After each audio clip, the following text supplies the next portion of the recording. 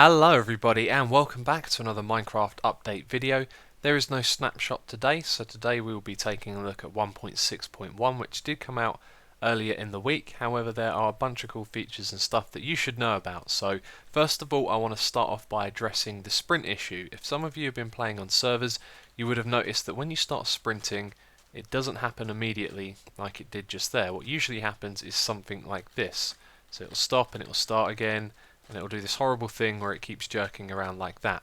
So just to let you know what's happening there, the server is now in control of when you sprint. So previously you would tell the server that you're sprinting, you'd start running and the server would accept that, but now what happens is the server has to confirm it. So you start sprinting, it goes to the server, and not until it comes back to you can you then sprint. So that's why that's happening, and that is supposed to be a bug. I'm not sure how that happened. It sounds like a strange thing to occur, but Dinnerbone says that it will be fixed in the future and sprinting will return back to normal. So as well as that, the launcher has been updated as well. I've done a couple of tutorials on how to install mods with that, so if you haven't seen those, there'll be links in the description box.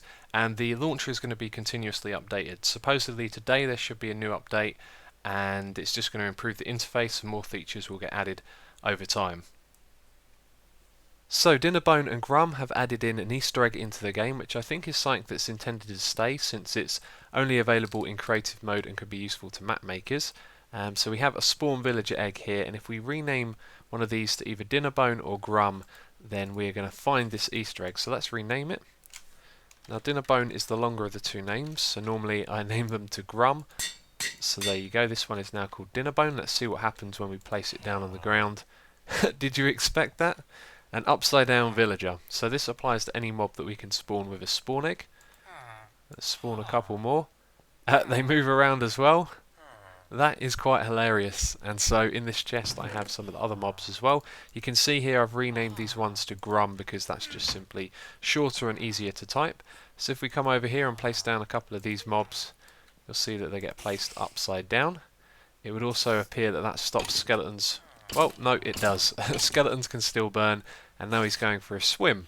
And another thing that you can now do with spawn eggs is actually spawn them directly onto an ocean. So if you're over an ocean biome, or sorry, when I say ocean I mean water, you can now right click on the water and spawn mobs directly into it.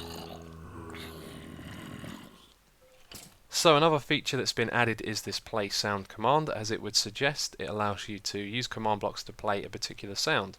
So let's hear it.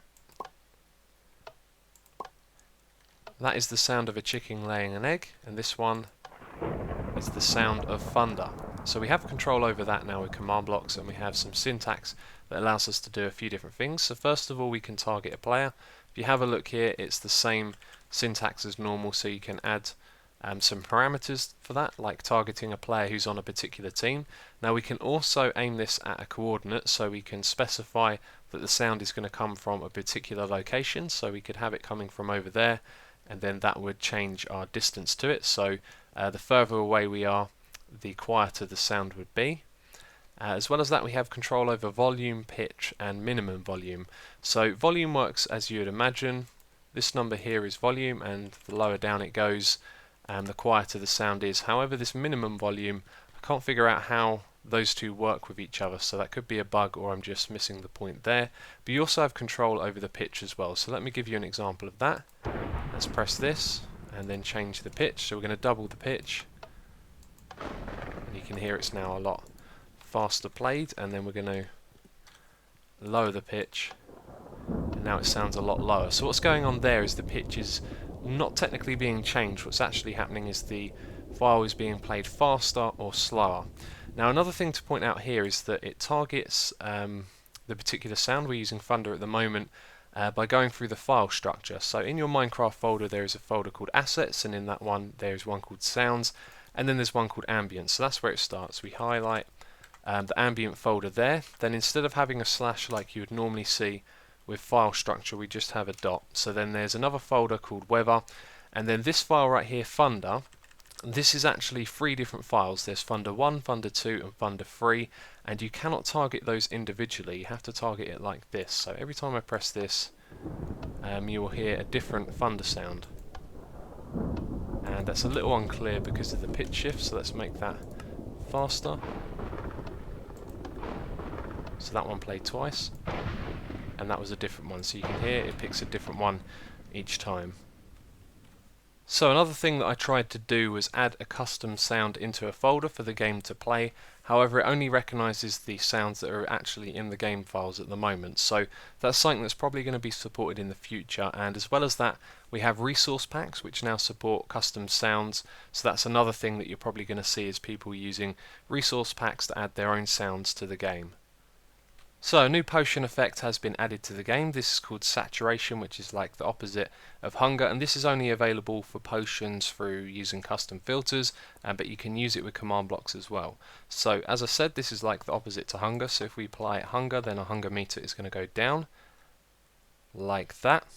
And then if we use the saturation effect, you can see we regain a piece of hunger, and this one is a slightly higher level, so we gain a bit more.